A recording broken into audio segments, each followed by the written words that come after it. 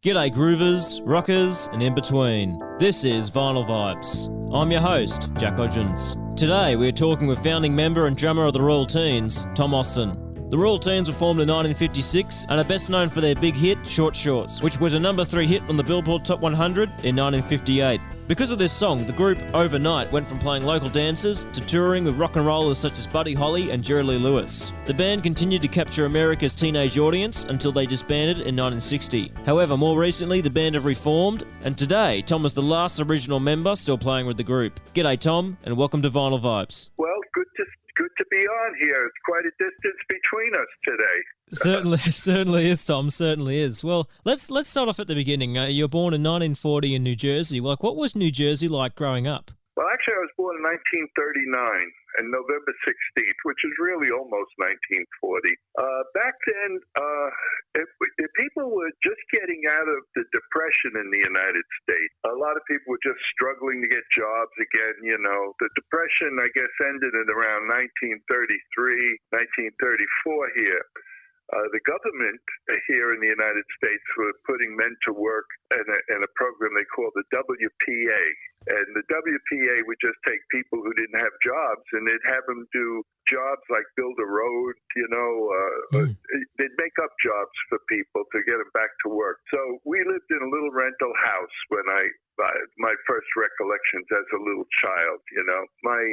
My mom was a singer, and my dad at that time, he did a lot of things. He was a cab driver, he was a welder, all that kind of stuff, you know. And I was an only child and just getting started, you know. Yeah, I mean, you mentioned there that your mother was a singer, and in my research, I've read that she was from the big band era. She sang in big bands, probably back in the 40s or something like that. I mean, would you say that that your mother, like that your family was musical in saying that? Well, I think that's fair to say. My mom was, and her brothers were. One was a drummer, and a brother-in-law was a sax player, but they were like family. They all lived in the same place, you know. When my mom married my dad, we had a rental apartment, you know. But they used to, you know, in the Bronx in New York, where the rest of the family was, we were in New Jersey, but the Bronx in New York was not far from where we lived, just across the Hudson River. The musicians would gather there late at night when they would finish their jobs at my grandparents' apartment, and it was a tenement, like a 4-story walk-up. And they would gather there, and my grandfather would always have a poker game and a keg of beer there. But as a little boy, they would pay me like a nickel to get up on the table and sing Pennsylvania Polka. You know?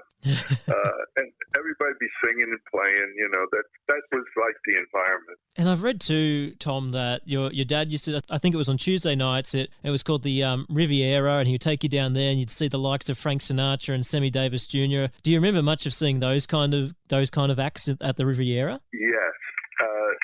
In later times, about 1945, my dad got this job at Bill Miller's Riviera. And Bill Miller's Riviera was a very, very interesting place. It was a restaurant that sat on the very edge of the cliffs, which were known as the Palisades, the cliffs. And it was like 500 feet above the Hudson River on steep cliffs. The George Washington Bridge was there about 100 yards south of this building, which was the Riviera. And the Riviera sat about 1,200 people for dinner. The building itself actually was hanging off the cliff practically, and it looked like the bridge on a boat, you know, on an ocean liner. It sat 1,200 for dinner shows.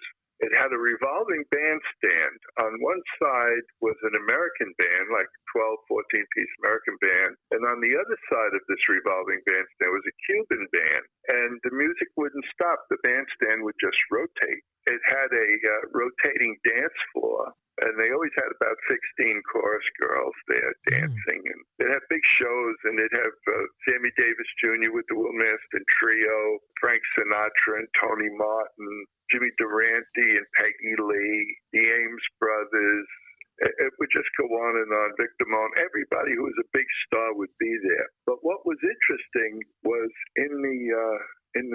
incidentally, the roof rolled off the building. Even that was amazing at this gigantic place. The roof on beautiful nights would roll off, so it was like dancing under the stars. Wow. But in that roof that rolled off was a hidden gambling casino, and run by the gangsters. So I would get to go there, on Tuesday nights, which was the off night, with my mom. And the owner of the place wouldn't, encourage the families to come. It was a good thing. Everybody was, they cared so much about the employees there. They had a barber shop in the basement of it, a beauty parlor in the basement, a tailor in the basement, anything you could think of. So nobody looked, they were dressed to the nines.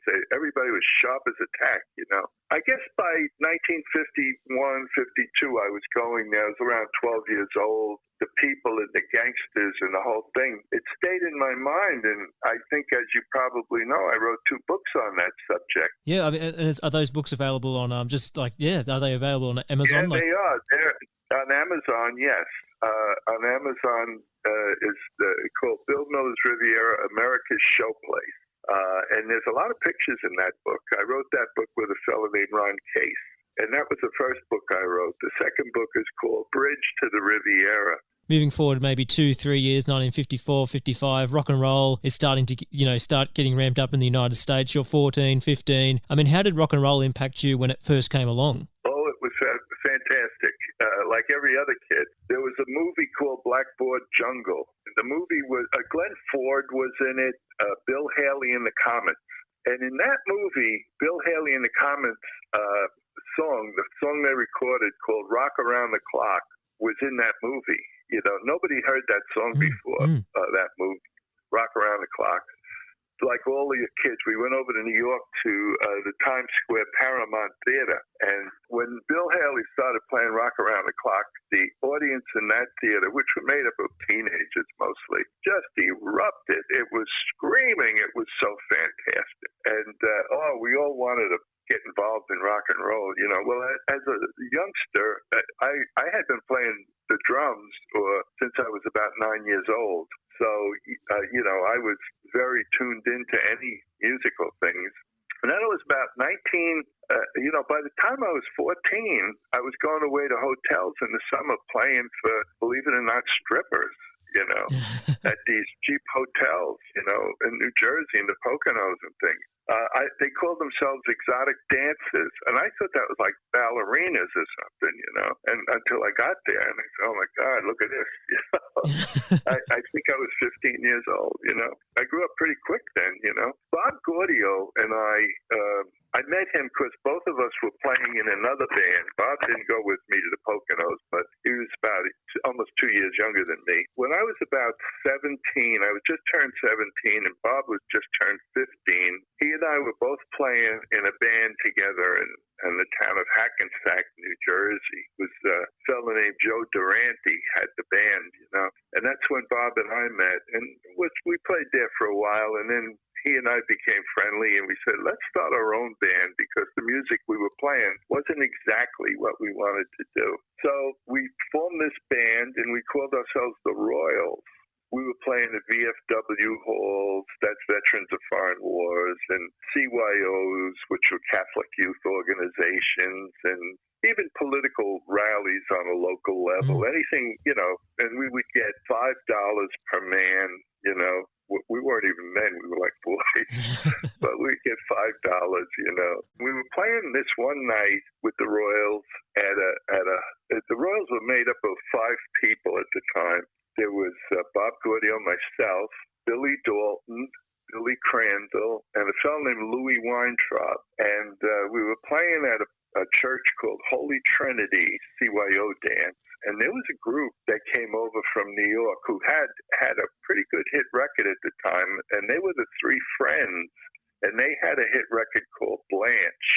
And so Father Geiger said to us, would you guys play the backup music for the 3 Friends? Because Gaudio played piano, I was the drummer, Billy Dalton was the guitar player, Billy Crandall was the tenor sax player, and Louis Weintraub played bass. And we said, sure.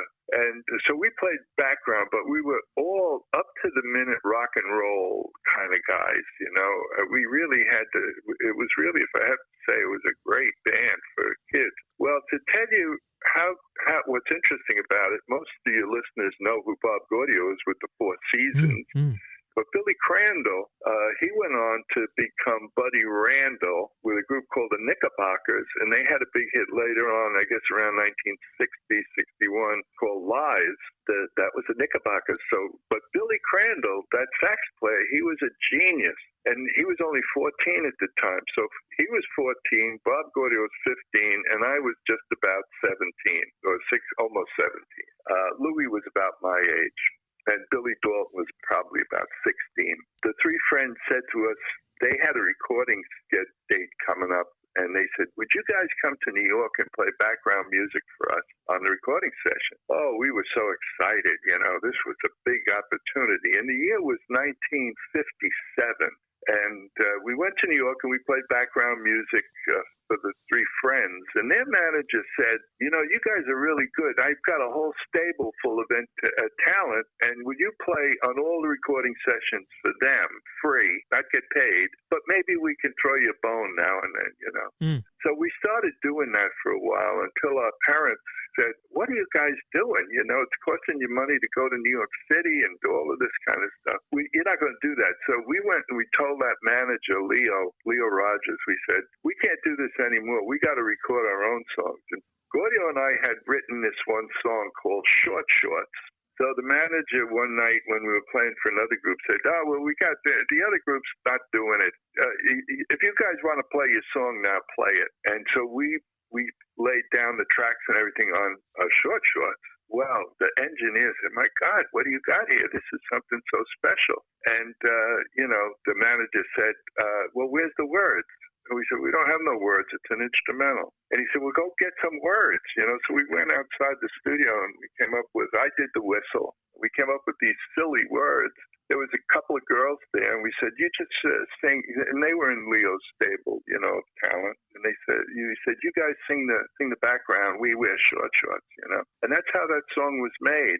Well, as soon as they put it out on the air, the disc jockeys, well, in those days, you have to remember, everything was payola. Yeah. And you couldn't get anything played unless you were paying off the disc jockey. So Alan Freed was the first guy. I guess the managers took care of him. Leo Rogers must have took care of him because he became, he played it all the time, I love the story of when you were driving down in your 57 Ford, I think you had at the time. I think Bob Gaudio was there in the car with you, and you saw a bunch of girls with cut off pants on, and that's how you got the name Short Shorts. Am I right on that? Exactly right.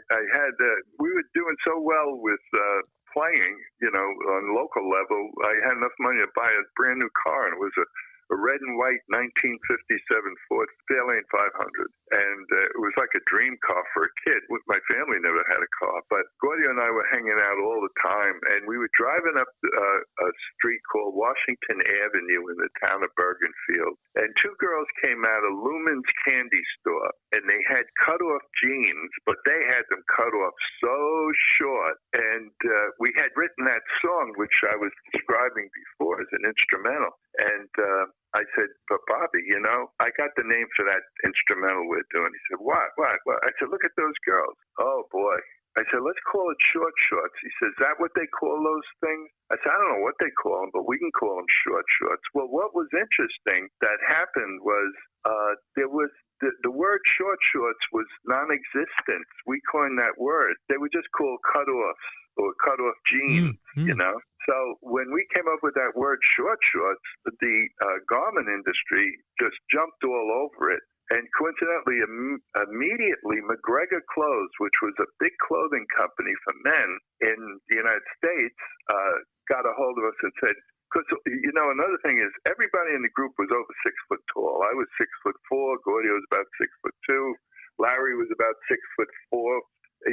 Billy was a little shorter. He was probably just about 6 foot. McGregor Clothes got a hold of us and had us become models wearing Bermuda shorts for men. Yeah. Because in 1958, very, very few men were wearing Bermuda shorts. We were embarrassed to wear them because no men wore those things. But we wore them. We got paid to wear them. They were using us to do a little modeling. We got make a movie with Columbia Pictures. We did a lot of things. back then, I mean, we're talking, 58 here. I mean, that would have probably been, 3-track, 2-track? I mean, like, was that how many tracks? Oh, yeah. Yeah. Yes. As a matter of fact, well, what we did was we did lay down the music first. They were able to put all the music together on one track. And it took us, as long as you're talking that way, it took us 15 takes to do the music. So I did the whistle. And we were out in the hallway trying to figure out to put some words on it. I said, I'll do the whistle, I'm 83 years old. I can't whistle like I used to. But I did the whistle, and then Billy Dalton did that thing on the guitar, and Billy Crandall said, man, dig those crazy chicks, and that's how that started. And then we just said, who wears short shorts, and that's how that got going that night. But we did. Now, what's interesting to us, to me, and Gaudio, was we didn't like it at all, the song. We thought the other song, Planet Rock, the B-side, that's got to come out. That's the song, And everybody said, no, it's not. It's Short Shorts. We were so disheartened to hear that they didn't like Planet Rock. That's how, they were right. That's how we got started. And we went from CYO dances to probably within a week, the manager said, hey, we got you booked on a tour in Florida. You're going to play a tour in Florida with Bill Haley and the Comets. Wow. Buddy Holly and the Crickets, Jerry Lee Lewis, the Everly Brothers. And you're going to be on the show with them, and you're going to be at the Miami Municipal Auditorium. And all. We couldn't believe it. Nobody was ever on an airplane before. Louis dropped out of the group. Louis Weintraub dropped out immediately. He didn't want any party going on the road. So that left four of us. Billy Crandall, the sax player on the record, he was 14. His parents wouldn't let him go on the road, so he quit the band. And he was replaced by a fellow named Larry Qualiano. Larry was an outstanding player, super guy, and great stage appeal and everything. He was a great asset to the group. Yeah, so Larry went on the road with us, and we did that. We did that show. Planet Rock, the B-side. I mean, did you guys ever think to do, put lyrics on that as well as, Short Shorts, do the same thing as you did with Shorts? Yeah. Not at all. No, because up until that point, we were only musicians. Nobody sang. Gaudio didn't sing. I didn't sing. Nobody sang. All we did when we played all these little jobs was play music. We're just a band. And then later on, we had a few, from Short Shorts on, we started to sing. The next one we had was Big Name Button, Harvey's Got a Girlfriend, and things like that, which, Big Name Button, I think, when it made the charts, but it wasn't a world beater. And then we did Harvey's Got a Girlfriend. The Big Name Button one, which was the next song, the next release they had, Dick Clark had American Bandstand. Their sponsor was Beechnut Gum. And they called it Flavorific Gum. And the ific part was, they wanted to make the ific part these big name button things. So we didn't write that song, but Dick Clark made it ific button, and he gave all the kids ific buttons when they had the first nationally televised Dick Clark show from the Little Theater in New York. And everybody had one of these ific buttons, which was a takeoff of our song, Big Name Button. So we did that.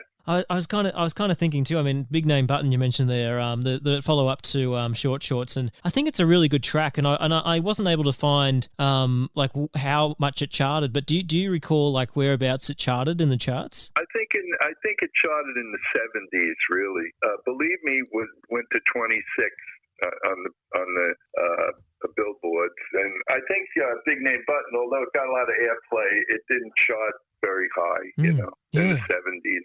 Which surprises me, because I was listening to that track, and I think that's one of the band's best tracks. I think that it's just such a, I don't know, just for me, I thought it was a great song.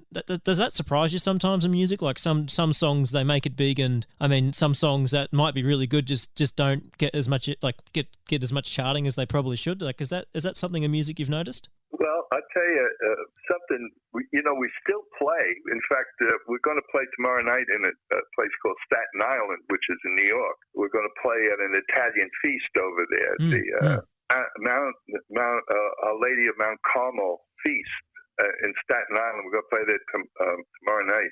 Over the last several years, the band is 65 years old now. Yeah. and we're still holding up. Good Lord willing, thank you, Jesus. And the thing is, that song, Big Name Button, gets a lot of attention now. Back then it didn't, but as the years went by, it became recognized as something pretty good, Was it the U2s or the B2s or something like that, a group? And they said it sounds a little like their style. So the style was way ahead of its time on that song. Yeah, no, I agree, and it's great to hear that it's getting more listeners now than what it was then. And I mean, a little bit earlier. Yeah, we opened with that song, as a matter of fact. Because it explodes right in the beginning, I mean, a little bit earlier, you mentioned those bus tours you used to do in the 50s with like the likes of Buddy Holly, Jerry Lee Lewis. And look, I love Buddy Holly. He's probably my favorite rock and roller. I mean, do you have any stories of Buddy Holly that you can share? When we went down to our first gig on that tour, which was the Harry Smythe tour with Buddy Holly, Bill Haley, and Jerry Lee and the Everlys, the first place we played was in Florida, of course, and it was a baseball field, and I think it was called Cracker Stadium or something like that. No, that was in Georgia. The Cracker Stadium was in Georgia, but this was a field in Florida, and we went into the stadium, and we went in the locker room, and there was Buddy Holly all dressed up in an English suit, which we never saw before. He was kind of, the British influence got to him in 1958 or earlier, but they had really these cool clothes. But I remember Buddy Holly laying on a training table, just resting. And we walked in the locker room, and there he was laying on the table, and the other guys were there, and we said, oh, and of course, we were like, starstruck to meet them. And, should we ask for their autograph now, or should we wait till later, I'm sure you understand the feeling, So we went in there, and they said, oh, how you doing, blah, blah, blah. And it wasn't very much right then and there. So then we went on stage that first night, and we came off the stage, and a guy named Ralph Jones, which was Bill Haley's drummer, he came over to me and he said, what are you doing? You guys go up there and it's like you're playing in a local job, This is a big time. You guys got to start moving around on stage. We didn't know what we were doing. We were just playing, They're just standing there stiff. And he said, here's what you got to do. And he started giving us some pointers, And by the second or third night on that tour, we were rocking the place because it was easy to tell young kids, start jumping around, And that's what we did. He said, you play your drums standing up. I said, I can't do it. He said, stand up and play them. And I stood up, and in Gaudio, they said, stand up and play the piano. Don't sit down. Stand up and play the piano. So it was that kind of a thing, And we started banging away at it, And we did a lot better. I mean, in saying that too, I mean, how long were Royal Teen concerts back then? Like the ones you kind of were playing yourselves, like not necessarily on the on the tours of all the other guys, but like when you were like doing just concerts yourselves back in the 50s. I mean, how long were you guys playing for? Well, before the hit records, we'd play for 4 hours. Oh wow, okay. Yeah, we'd play 4 hours, but we would play 40 minutes on and 20 minutes off. Okay, and go through 4 hours. Now tomorrow night when we play, we're going to have to play 2 one-hour shows, and we go out there and I'll tell you, this band is so good. I'm the only original left in the band, and it's a 6-piece operation right now. We have Lenny Terry, a bass player who played with the Platters and the Coasters and everything else. He's a bass player. Great singer. We have Dave Dalbaro, guitar player, fabulous lead singer. Diane Montano, the girl, is what a singer she is, And we have Nick Civic on keyboard. He's spectacular. He was on Ed Sullivan when he was like 9 years old. Oh, wow. If you've heard him. Yeah, he's something. So, and then we have John Serio on sax player who is blow the house down. It's like a King Curtis sax player. And we also have another guy, Charlie, who comes in and plays tenor when we need him. So what's so much fun is to play with this caliber musicians that I have now. I think, would you say that one of the biggest strengths of the Royal Teens was, I mean, and I'm talking about songs like Open the Door, Forget My Key, and, Sitting with My Baby. I mean, they kind of captured the simplicity of the 1950s, like Soda Pop and all. And do you think that was a real strength of the Royal Teens, is that, you guys were teenagers, writing for other teenagers? Was that a strength? I do believe it was.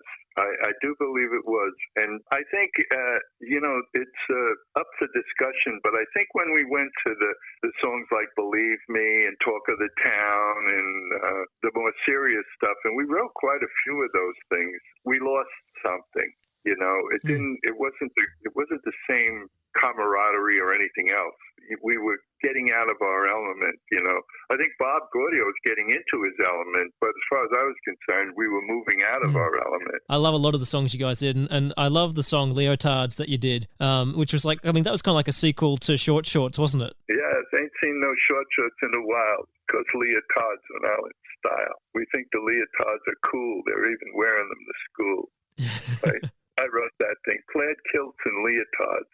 I mean, in saying that too, I mean, you mentioned you wrote it. I mean, did you write the music, or was that more Bob's kind of deal? Or... Well, Bob would usually, he was the music guy, and I was the lyric guy, pretty much. I was the idea guy and the lyric guy, Okay. Like they did a song, Four Seasons did a song called Silence is Golden.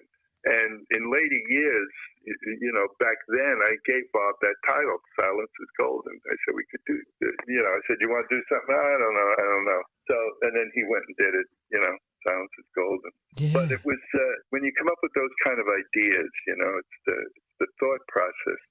I'm a thinker, I guess, that's why I write books, I think of things. How did that writing process work? I mean, you kind of mentioned a little bit about it there, but I mean, were you there in the room with Bob when he was writing his music, and you were kind of giving him ideas, or did you give him an idea, he'd go off and write it and come back, and how did that kind of dynamic work? Well, that dynamic was, it went kind of both ways, We were always under pressure to come up with another record, okay? Always under pressure. Bob had an upright piano in his little house in Bergenfield, New Jersey, where he lived with his parents.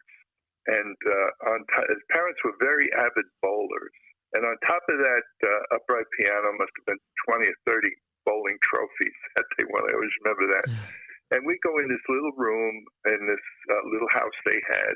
And we would sit there and say, what are we coming up with? Well, I don't know. I got this idea. He'd tell me, and I'd tell him, well, what about this? Can we do this?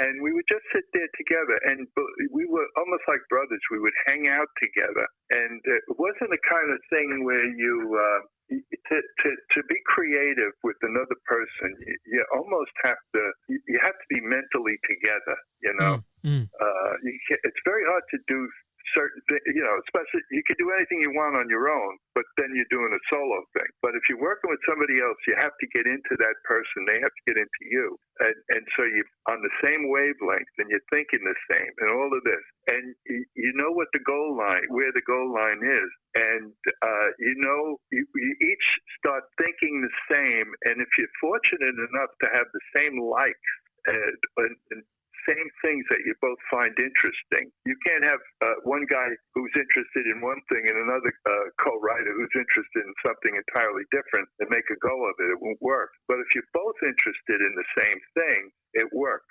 We were both interested in girls, teenage girls, and other things like that. But it was all based around teenage life, and things that were going on at the time, And we got along so well. We'd go on little vacations together, up to his grandmother's house. And we were just very close until the group broke up. And it broke up just like every other group breaks up. You start having your differences and this and that. Anybody who turned 18 had to be if you weren't going to college, you had to be in the armed services. So that's how, I got the notice and said, okay, you're out of the Royal Teens. You're going into the service, On the road, we had met the Four Lovers, we met them, and they turned into the Four Seasons, They had a group. When we met them, they were called the Romans, and they had a fella in that group named Charlie Calillo. Nobody's heard of Charlie Calillo. Every song you hear, just about every song you hear that the Four Seasons recorded was arranged by Charlie Calillo. What a brilliant music arranger. He did After the Lovin' for Engelbert. He did Sweet Caroline for Neil Diamond. He did The Name Game for Shirley Ellis. He did Lightning Striking Again for Lou Christie. He and I wrote a book together. It's called Another Season. Charlie and I became friends in later years, and I became a writer, and as we talked about. But what a book that is! When you look in the back of that book And of course, you can get that on Amazon too, and they're running out of books now, I heard from the publisher. So there's not a lot left. There's probably about 25 books left on Amazon. If anybody's interested in that, it's called Another Season, and it's out there by Big Coloring Books is the guy handling it, publisher handling it. But Charlie is an amazing guy, really. He's still arranging. He's doing a new album for Connie Francis, like a collector's item or something. And when I talked to him yesterday, he's doing something for a fellow named Joe Bueri, who's a terrific singer, much like Frankie Valli. Yeah. Anyway, maybe I'm talking too much. No, it's great stuff, Tom. And I was just thinking too. I mean, will they? Do you think they'll reprint the book after? I mean, 25 copies left. I mean, once those are sold, will they reprint it again? Do you think? I'm hoping they will, or we will take care of it. Yeah, they've made an offer to print, go through another 1,000 books. The thing is, so far we haven't had the publicity we needed to make it into a bestseller, because today, as I mentioned before, nobody ever heard of Charlie Calillo. They know what he did. He did all the Juice Newton songs. Yeah. He did all the arrangements for Juice Newton. It goes on, the list goes on and on. He had 39 top 10 hits, over 100 charted songs on arrangements he wrote. So you have to recognize that as pure genius. Unheard of genius, the biggest of his time in the 20th century. It's going to be an audio book too. Charlie just finished the audio version. Now we're going back and forth on what to do with the audio version. It's completed, everything we need to do, and we're just having a little discussion with the how to do this. Our publisher didn't want to do an audio book because you make so little money on it, and so we're a little bit.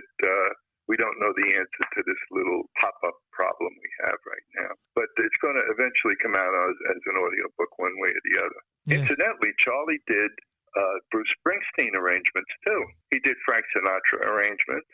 He did the whole Watertown album for Frank Sinatra, arranged that. Gaudio produced that Watertown album. Now, in later years, we had, you know who Al Cooper is because you did a show on Al Cooper, which I listened to, right? Yeah. Now, Charlie and Al Cooper became partners back in the 70s or 80s, and they started doing writing for movie programs and television programs and, music for that stuff.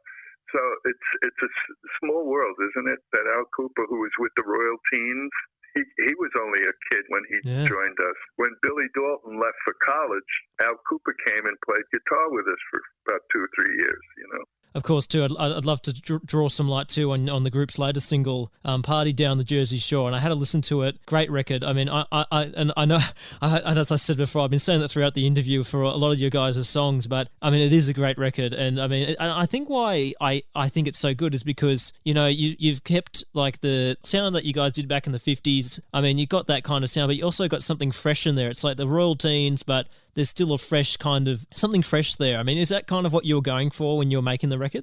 Well, that was kind of what Charlie Calillo was going for, because Charlie Calillo did the arrangement on that song.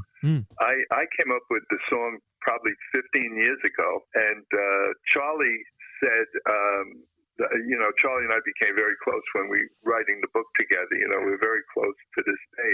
I met a really friend in Charlie. He's a wonderful man. And so it was Charlie who did the arrangement of the song Party Down the Jersey Shore. And it just changed that thing all around. It's like getting a good editor on a book, Yeah. But Charlie's a genius, and he did that arrangement. And the guys in my band, they're all good musicians. So Charlie said, I'm amazed you guys could do it so well, How did you find using the newer digital technology to record that song? I mean, I assume you used the digital technology. I mean, how was that for you? Like, in terms of, like, because it would have been a different experience back in the 50s recording to say now. Believe it or not, a friend of mine, he became a friend, John Roginski, and he's a fellow in Pennsylvania.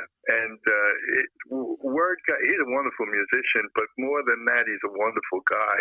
And he lives in a little house in Pennsylvania. And we wanted to record, so I said, well, you know what? Well, let's take a chance and go out to John Roginski's house, and we'll record the song out there. And we were in John Roginski's living room doing that song. Can you imagine? It sounds like we're in a gigantic studio, doesn't it? Yeah. And we did it right there at his house. He mixed it, And between Charlie Calillo and John Roginski, we came up with something really good. Best thing I think we did in years and years and years, I know you guys never did an album. Will we ever get a Royal Teens album? Like, is that ever possible? Well, what we did was we put together a small album, just about 9 songs. There's another song that we did. Well, this song here that we're talking about, Party Down the Jersey Shore, that's on iTunes. So if you want to hear it on iTunes and Apple and all that, you can go, just Google it, get on there, and you can hear the song, It needs some plays to get going, but there's a lot of new things that are really good. There's a thing called Sound Exchange where anybody who plays on the song gets credited for it, which that wasn't in existence before, So it's a very fair way to do business, So if somebody wants to pay $1 or something to listen to it, I don't know what it costs, but it's not very much.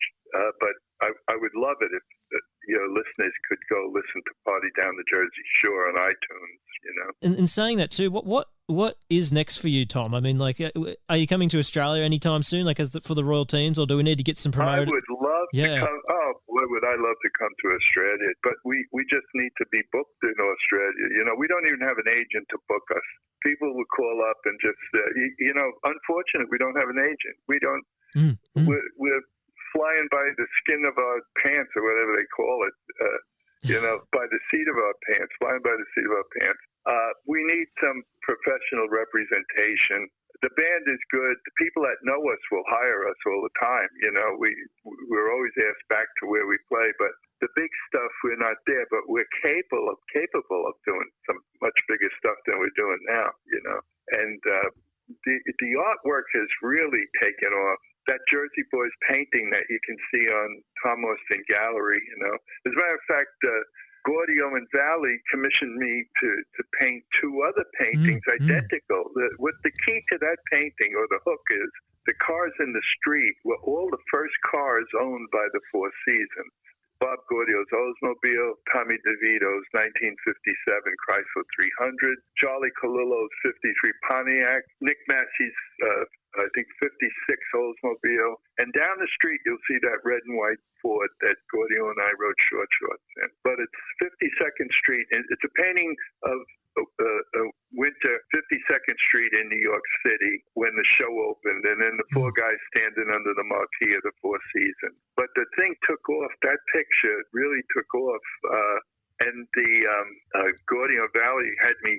They wanted to give presents to the producers of the show, so they commissioned me to do 2 more paintings, exactly the same, except I had to put the producers of the show's first car in that scene. So I had to do original oil paintings. I painted that thing 3 times. When you go on the website, the Tom Austin Gallery, you'll see Gaudio, myself, and Frankie Valli signing prints. Now, Gaudio ordered 50 autographed prints, so there are autographed prints around on that. I have one, but Gaudio's daughter has all the rest of them now, and usually they're used for fundraising and things like that. So that's that story, Yeah, and do people just go through your website too? If, like, I'm just thinking the listeners here that might want to buy some of your work. I mean, do they just go to Tom Austin Gallery and they can just contact you, or like how does that? Yeah, but I don't pay much attention. If they could email me and put down, as something where, because a lot of the emails I just cancel, if they're, I don't know who they are, so maybe they could put something down like paintings or Jersey Boys painting or something like that, or just something identifiable that the Village Idiot wouldn't do, Make a suggestion, Jack? Can I make a suggestion? Absolutely.